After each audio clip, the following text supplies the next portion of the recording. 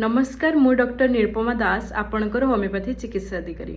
मो ओपीडी को गोटे 60 वर्षर महिला अर्सर कंप्लेन नहीं आसते सी जो मो ओपीडी को आसते सी बहुत ही कांदिले और कांदी कांदी कहले कि मते टिके तू भल करदे भल कले तोर धर्म हम